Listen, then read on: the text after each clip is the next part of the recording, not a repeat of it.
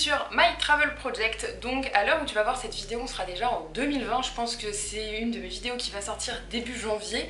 Donc eh bien bonne année 2020. J'espère que tu as passé de bonnes fêtes. J'espère que tu étais en voyage pendant les fêtes, peut-être. Enfin bref, je te souhaite plein de bonnes choses pour cette nouvelle année et cette nouvelle décennie. Et bah moi, comme tu dois le voir derrière moi, le décor a un peu changé. À l'heure où je filme cette vidéo, c'est les vacances de Noël, on est même le 24 décembre et je suis rentrée en France pour Noël. Je suis même actuellement en Bretagne. Voilà pour les nouvelles, je suis revenue en France pour 10 jours. Je reviens à Montréal le 29 décembre et vu que c'est la fin de l'année, que c'est même le début de l'année, de la nouvelle année bien sûr, quand tu regardes cette vidéo, je me suis dit que je pourrais peut-être te parler de mes objectifs en fait de voyage pour 2020. En fait vers le mois de mars ou avril 2019 je crois, j'avais fait une vidéo sur ma bucket list du Canada parce que je venais de revenir à Montréal. Je suis revenue à Montréal en février pour un PVT de 2 ans et forcément il y a vraiment des coins du Canada que je connais pas du tout. Je voulais vraiment me faire une liste en fait de ce que je voulais voir, faire et visiter pendant mon PVT. Et là en fait je me suis dit que au lieu de te proposer une bucket list pour l'année 2020, je me suis dit que j'allais plutôt te parler d'objectifs parce que si je te fais une bucket list pour l'année 2020, clairement je vais mettre 25 lieux et 25 pays différents dessus. Donc je me suis dit qu'en te parlant d'objectifs, ça semblerait peut-être plus réaliste par rapport au nombre de vacances que j'ai, par rapport aux jours fériés qu'il y a au Québec et qui me permettrait de faire des week-ends un peu plus longs, quelque chose qui serait beaucoup plus atteignable en fait en termes d'objectifs voyage. Alors non pas que ça soit une course au nombre de pays ou d'endroits qu'on a visités dans sa vie, c'est plus des objectifs perso en fait d'endroits que j'ai envie de voir depuis un bout de temps et bah, j'aimerais bien réaliser ça en 2020. Donc j'ai divisé mes objectifs de voyage pour 2020 en 3 catégories. Donc tout d'abord bien sûr il va y avoir la catégorie voyage et week-end, donc je vais commencer par celle-là. Alors déjà en termes de voyage et de week-end, mon plus gros objectif pour 2020 ça serait de partir 2 semaines en sac à dos dans un pays d'Amérique centrale. Alors je vise l'Amérique centrale et non pas l'Amérique du Sud, tout simplement parce que c'est plus proche du Canada, donc nécessairement c'est moins cher.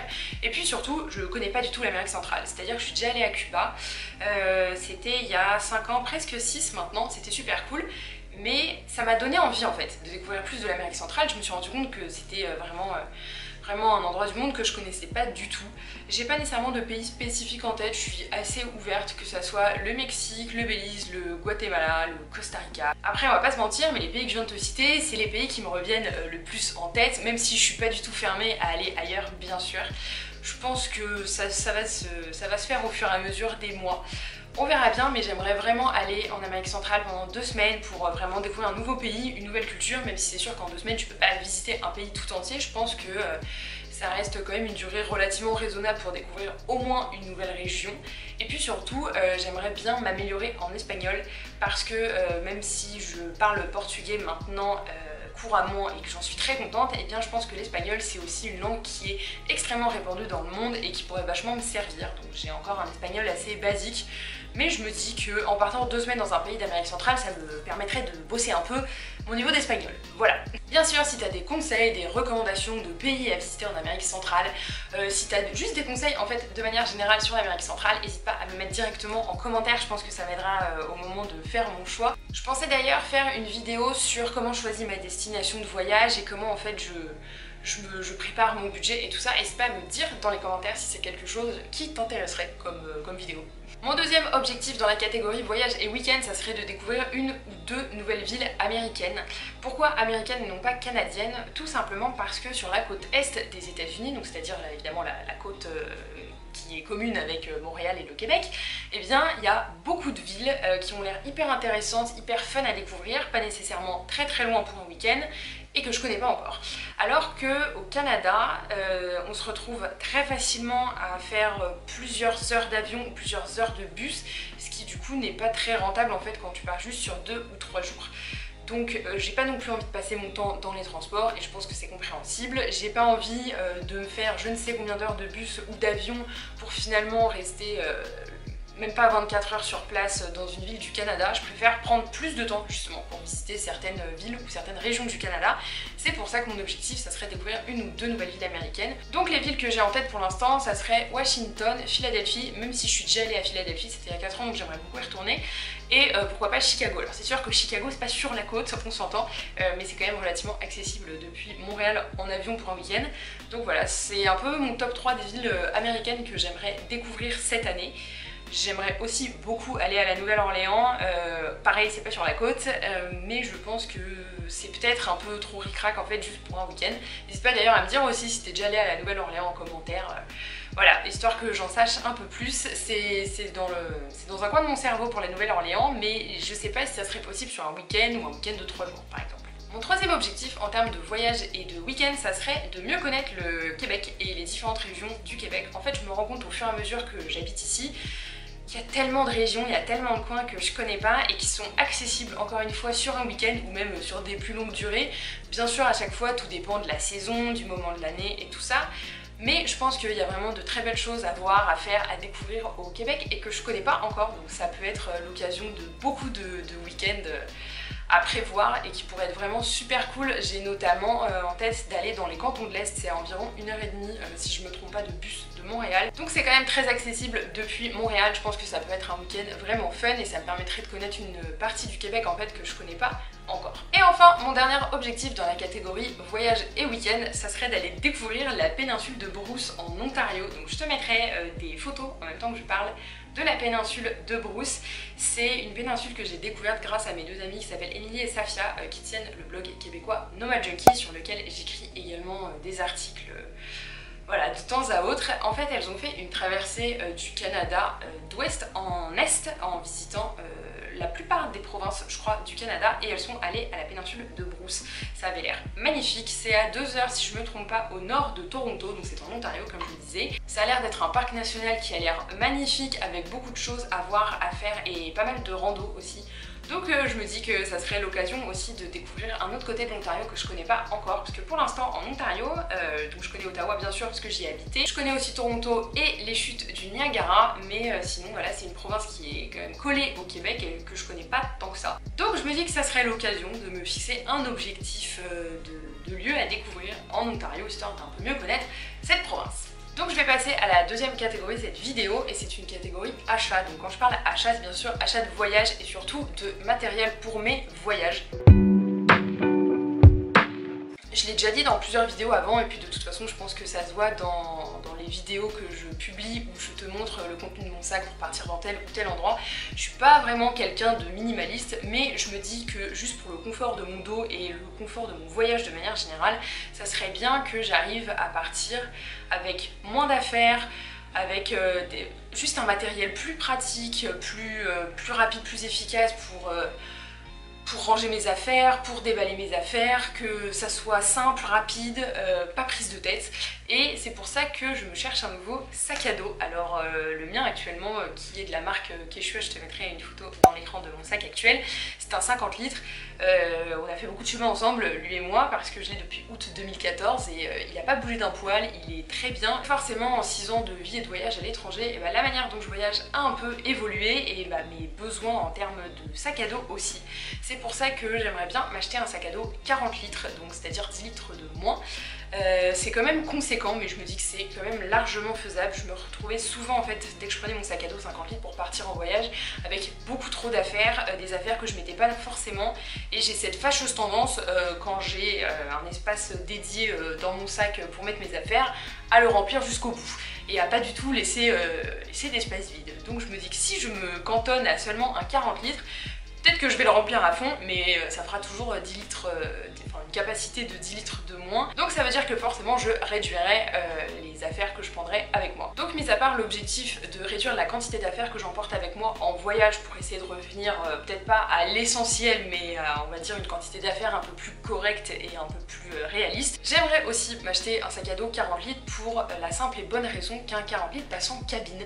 Alors je sais que j'ai déjà eu des commentaires qui me disaient que mon 50 litres passait en cabine. Alors les gars, peut-être que c'est passé avec vous, mais alors moi c'est jamais passé en cabine parce que ce sac à dos en l'occurrence que j'ai actuellement, il a des dimensions qui ne fit pas dans les dimensions des bagages cabine de la plupart des compagnies aériennes. je pense qu'il rentre en bagage cabine, enfin qui passe, seulement quand il n'est pas du tout rempli à fond, et bien sûr ce n'est jamais mon cas. Donc c'est pour ça que je cherche un sac à dos 40 litres qui aurait vraiment une forme rectangulaire, pas un sac à dos totalement souple où dès que tu le remplis un peu trop et bien ça fait une grosse boule, ça m'énerve. Enfin, j'ai acheté un 40 litres par exemple cet été quand je suis partie dans l'ouest canadien et il était bien pour un voyage comme ça de 10 jours, mais il n'avait pas de forme spécifique, le tissu n'était pas suffisamment rigide en fait pour voilà, avoir une forme bien rectangulaire qui fit dans les dimensions des bagages cabine. Derrière ça faisait vraiment une grosse boule, on aurait dit un peu une tortue ninja. Il est très pratique mais je pense que c'est plus un sac de randonnée en fait que j'ai acheté plutôt qu'un vrai sac à dos, un backpack pour partir en voyage. Donc c'est aussi pour ça, j'aimerais vraiment à terme pouvoir partir en voyage, peu importe la durée, avec seulement un sac à dos cabine. Si tu as des recommandations à me faire, n'hésite pas aussi à me les écrire en commentaire. Pour l'instant j'ai un sac à dos en tête qui est aussi un Decathlon, c'est de la marque 4Class. Je suis allée le voir au Decathlon du Centre Eaton à Montréal et il me semble vraiment bien, mais voilà, j'ai encore du temps avant de m'enrhumer sur un nouvel achat de sac à dos. J'ai envie de comparer avec d'autres marques et c'est vrai que moi je suis assez vendue à Decathlon, je connais pas nécessairement les autres marques de sac à dos. En tout cas, j'ai pas eu suffisamment de retours d'amis par exemple qui auraient des sacs à dos d'une autre marque et qui seraient bien. Donc si tu as des recommandations à me faire, et bien écoute, lâche-toi en commentaire et puis je pense que d'ici quelques mois tu sauras ce que j'ai acheté. Voilà. Toujours dans la lignée du sac à dos, j'aimerais aussi m'acheter un sac à dos de journée. Alors tu vas me dire, Sixtine, t'en as déjà plein, t'en as déjà présenté plein dans tes vidéos. Oui, je suis totalement d'accord, mais celui-ci il a un twist. Je voudrais m'acheter un sac à dos pliable, enfin un sac à dos qui permet de se ranger dans une pochette grande comme ça. Ça aussi j'en ai vu chez Decathlon et honnêtement je pense que pour le coup, pour son utilité, je vais prendre celui de chez Decathlon. Il coûte 15 $ je crois pour la capacité 30 litres et c'est vraiment un sac à dos de taille normale qui permet de rentrer son ordinateur dedans, ce qui était moi mon critère. Et en fait dès que tu le replies et que tu le remets dans sa pochette, ça prend littéralement ça dans ton sac à dos. Enfin, c'est vraiment une pochette grande comme ça, c'est minuscule. Pareil, je te mettrai une photo dans l'écran en même temps que je parle. Je pense que de partir avec un sac à dos 40 litres plus ce petit sac à dos pliable, c'est le meilleur combo. Et ce qui a fini de me convaincre en fait de combiner un sac à dos 40 litres avec un sac à dos pliable de voyage, c'est la vidéo de Christiane Riesman qui a la chaîne YouTube Backpacking Bananas, donc c'est en anglais mais cette fille est géniale, elle fait vraiment des très belles vidéos et elle expliquait qu'elle partait avec ce fonctionnement là et je me suis dit qu'en fait c'était largement suffisant pour partir en voyage. Les premiers voyages seront peut-être un peu durs au niveau de la préparation du sac à dos, mais je pense que c'est totalement faisable. C'est pour ça que voilà, je me cherche donc ce sac à dos 40 litres et ce sac à dos pliable. Je pense que c'est un bon objectif d'achat en 2019 qui va vraiment me simplifier la vie pour mes prochains voyages. Donc je vais conclure la catégorie achat de cette vidéo avec deux achats de matériel plus électronique, donc de photos et de vidéos. Si tu n'as pas suivi, j'ai donc pété ma caméra. Je filme donc maintenant avec une nouvelle qui est la Sony HX80 qui est plutôt bien, mais je suis assez exigeante en fait par rapport à la qualité de mes vidéos par rapport à ce que je sais. Et puis aussi j'ai envie de m'améliorer en fait sur mes connaissances en termes de photos et de vidéos parce que je pense que c'est toujours des compétences qui sont bonnes à prendre et que forcément j'essaye d'être un peu perfectionniste avec mes vidéos. Non pas que j'ai encore une qualité professionnelle, mais j'ai envie, voilà, j'ai envie de monter une vidéo qui me plaise et donc je sois quand même satisfaite. Donc c'est pour ça que j'aimerais investir dans un appareil photo, enfin une caméra où je pourrais changer l'objectif. Donc vraiment je voudrais acheter une boîte ouverte et pouvoir acheter un objectif. Idéalement je voudrais acheter un objectif grand angle, mais j'ai vu le prix d'un objectif grand angle et c'est extrêmement cher, donc je pense qu'au début je vais m'acheter un appareil photo avec l'objectif qui sera vendu avec et qui sera je pense très bien au début, puis au fur et à mesure où je pourrai économiser, et bien j'investirai dans un objectif grand angle. Je pense que ça me permettra aussi justement de faire différentes prises de vue, surtout quand je pars en voyage, parce que quand je filme comme ça, bon clairement on voit juste ma tête, donc je pense pas qu'il y ait besoin d'avoir différentes prises de vue, mais je pense que quand je pars en voyage c'est vachement intéressant, surtout pour montrer des paysages, pour montrer des monuments. Donc ça serait un achat assez conséquent en termes d'investissement, mais je pense que c'est un achat que j'aimerais vraiment faire, mais pareil j'ai pas envie que ça soit un achat impulsif, j'ai envie de pouvoir comparer les différents objectifs, j'ai envie de pouvoir comparer les différentes boîtes ouvertes pour prendre quelque chose qui est le meilleur rapport qualité-prix, sans pour autant vendre un rein au moment de l'achat. Mais voilà, ça serait très certainement mon plus gros achat en termes de matériel en 2020 si je me l'achète. Mais c'est quelque chose que j'aimerais vraiment faire. Et d'ailleurs pour combiner avec ça, j'aimerais bien m'acheter une perche une perche pour pouvoir me filmer, mais avec un stabilisateur intégré juste pour que la vidéo soit plus agréable à regarder. Je pense que ça serait plus agréable pour moi déjà au moment du montage, mais que ça serait aussi plus agréable pour toi au moment où tu regardes mes vidéos, même si j'essaie quand même de faire attention à ce que ça soit pas toujours en train de trembler. Et bien c'est sûr qu'avec un stabilisateur ça me faciliterait pas mal la tâche.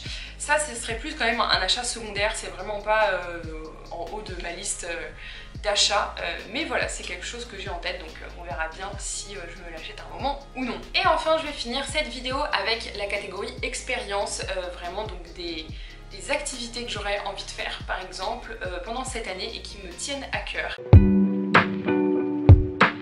Alors j'en ai deux, c'est pas des expériences de fou malade ou quoi que ce soit, mais c'est deux expériences que j'ai envie de faire. Et la première expérience, ça serait d'aller dans une cabane à sucre, parce que bah voilà, ça fait presque 3 ans en cumulé que j'habite au Québec et je ne suis jamais allée dans une cabane à sucre. Donc j'ai bien envie de voir ce que ça donne, ça serait vraiment la première expérience que j'aurais envie de tenter cet hiver, donc voilà, c'est un objectif qui je pense est très réalisable.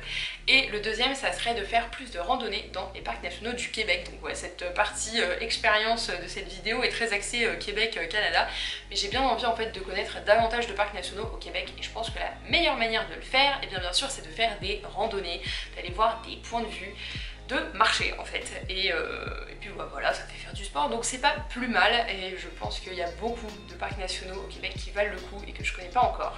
Donc pareil, je pense que c'est un objectif qui est très réalisable, soit pendant des vacances, soit sur un week-end. Ça n'a pas nécessairement besoin d'être super loin de Montréal, ça n'a pas besoin d'être à l'autre bout du Québec, mais pour autant, ça me permettrait de mieux connaître la province dans laquelle je vis, et je trouverais ça cool, tout simplement. Donc voilà, c'est déjà tout pour cette vidéo sur mes objectifs de voyage en 2020. J'espère que ce format t'aura plu, j'espère que tu auras trouvé que c'était des objectifs un peu plus réalistes qu'une simple bucket list. Donc j'ai essayé de varier un peu les plaisirs en te proposant aussi bien des objectifs de voyage, des objectifs en termes de matériel que d'expérience. N'hésite pas d'ailleurs à me dire en commentaire quel serait toi ton top 3 en termes d'objectifs voyage, achat et expérience aussi. Donc j'espère que je vais pouvoir remplir la plupart de ces objectifs. Après, si c'est pas le cas à la fin de l'année 2020, c'est pas très grave, ce sont des objectifs qui seront reportés à l'année d'après. Et comme ça me donne un bon challenge là dès ce début d'année pour essayer de me dépasser, pour essayer de faire en sorte que mes objectifs, j'arrive à les atteindre. Encore une fois, redis-moi en commentaire quels sont tes objectifs de voyage pour 2020. Et nous on se retrouve bientôt dans une prochaine vidéo. Ciao!